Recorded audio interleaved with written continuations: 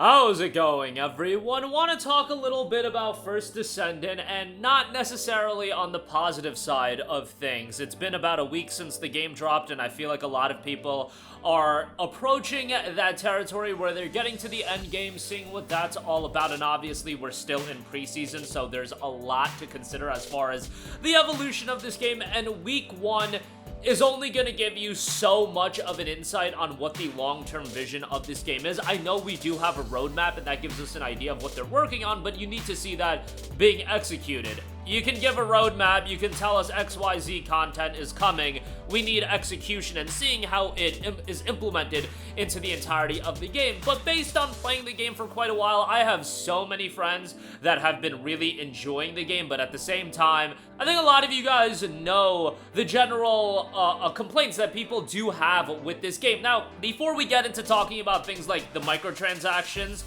which this game is absolutely under fire for, and a little bit more on the humorous side. I mean, it might not be humorous depending on how you look at it, but it seems like the game is utilizing icons that are very reminiscent of another relatively popular looter shooter. We'll talk about that, and a bit of an update on the Steam concurrent player count, which is definitely interesting to monitor, especially as we are departing the first weekend of the game. But right off the top, I do want to let you guys know, look, I'm not a big Warframe player. I played it back in the day. I'm not a big Destiny 2 player these days. Played it, but it's not a game that I have a lot of vested interest into. I am very much somebody that looked at First Descendant. I was like, hey, these characters look kind of cool. Hey, this gameplay looks kind of cool. Hey, the visuals look kind of slick. And I was like, this is a game that'll be on my radar for a little bit. I generally don't get into live service games all too much, but First Descendant came out, all my boys were jumping into it, and I was like, I'm gonna jump into it as well. I was actually the one that put the game on their radar,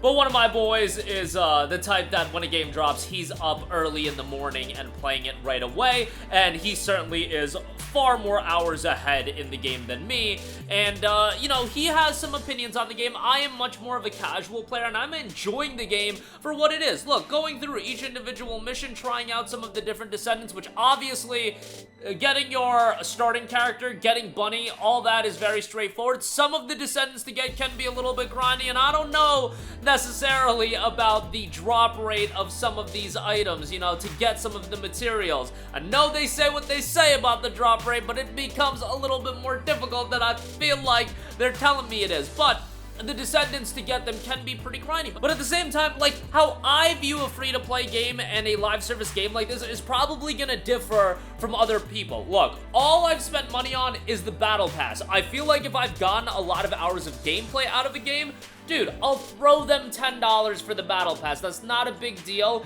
And if I can get a 30, 40, 50-hour stretch of gameplay that I find enjoyable, job well done. I'm not gonna bug out about other elements of the game because for my style of play, I am enjoying the main story for what it is. I am enjoying the other bits of content that is available. From my vantage point, I'm not dissecting all of the MTX elements as, maybe scrutiny as I should be, honestly, because I view a free-to-play game a little bit differently. But if you compare the First Descendant to a title like Warframe, which I feel like is a game that is generally held to a gold standard as far as how it does its microtransactions, guys, First Descendant is absolutely wild. Now, you can obviously buy each of the base Descendants. Those are fairly cheap, and I don't think the price points of those are anything crazy.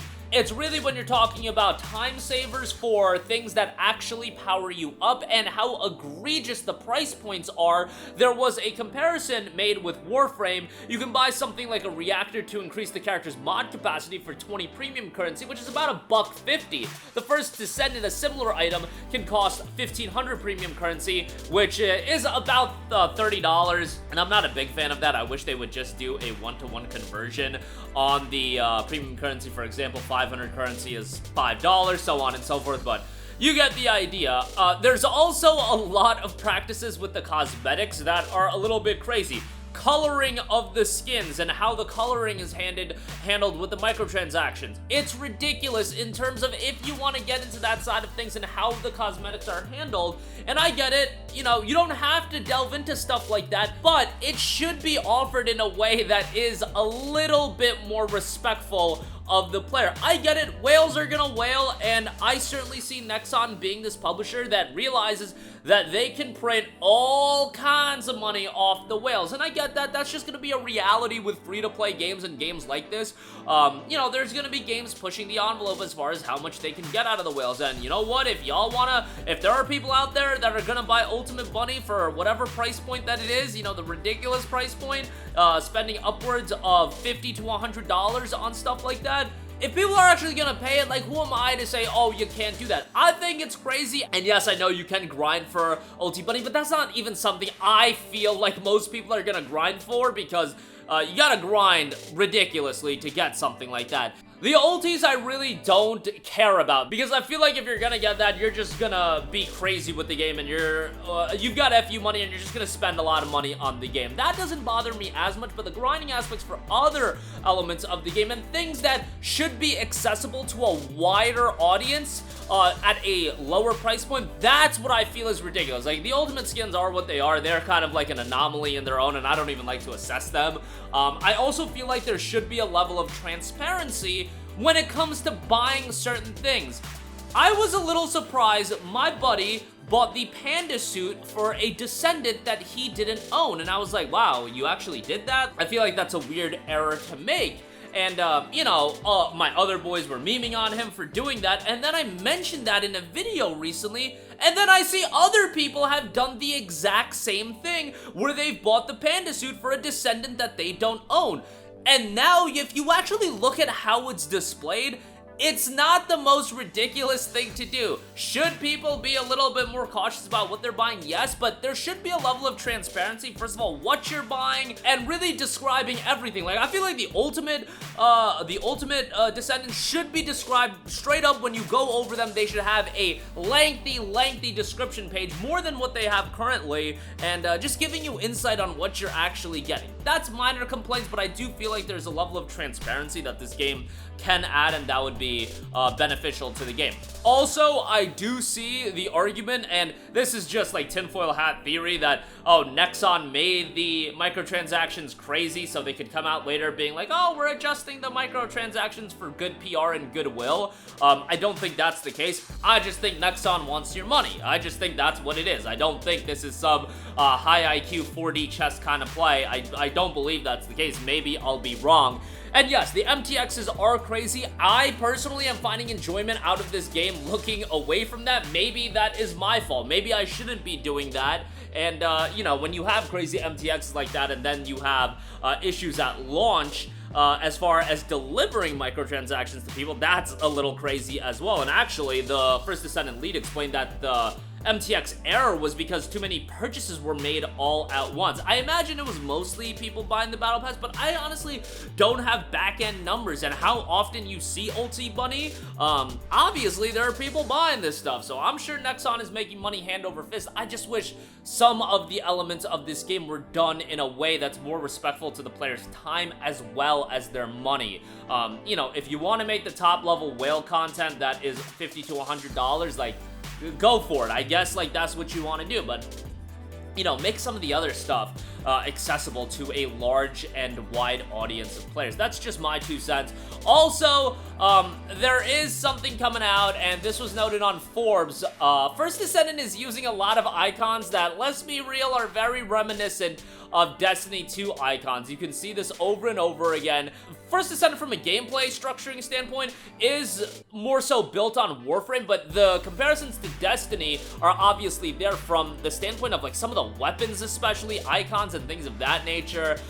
You know, it is what it is. I'm not here to get crazy conspiracy and they're ripping everybody off and ripping things off, but seriously, it does look like they were quite inspired by Destiny 2.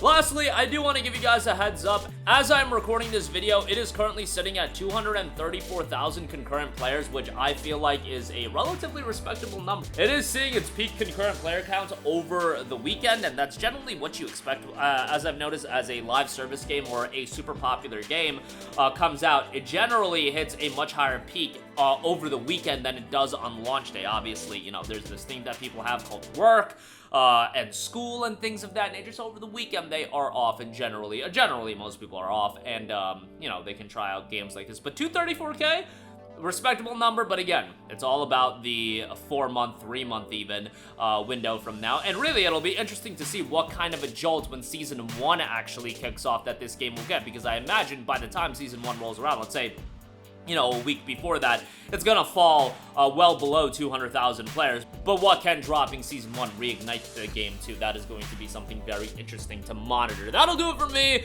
Again, let me know all of your thoughts in the comment section down below. I might be a little bit more defensive than most people when it comes to this game, but it's from the standpoint that I'm just telling you guys how I am personally playing the game, and that's really not looking at the MTXs whatsoever. But at the same time, the MTXs are ridiculous. Anybody that says otherwise is just out to lunch. I'm saying that you can still find enjoyment out of the game, but I really would not try to get into the rabbit hole of spending money on this game at this point, because, yeah, you could be spending quite a lot. Again, I bought the Battle Pass, but that's $10, you know, I'll live as far as that's concerned. That'll do it for me. Let me know all of your thoughts in the comment section down below. Sound off there. Thank you for watching, and goodbye. Hey guys, we hope you enjoyed the video, and if you did, make sure to hit the subscribe button, and if you're already subscribed, do us a favor and hit the bell icon. This way you'll be notified whenever we post a new video. That's the best way to keep up with all of our uploads, and we usually try to upload 2 videos a day. And with the bell icon hit, you'll be notified whenever we do upload a video. As always, thanks for watching.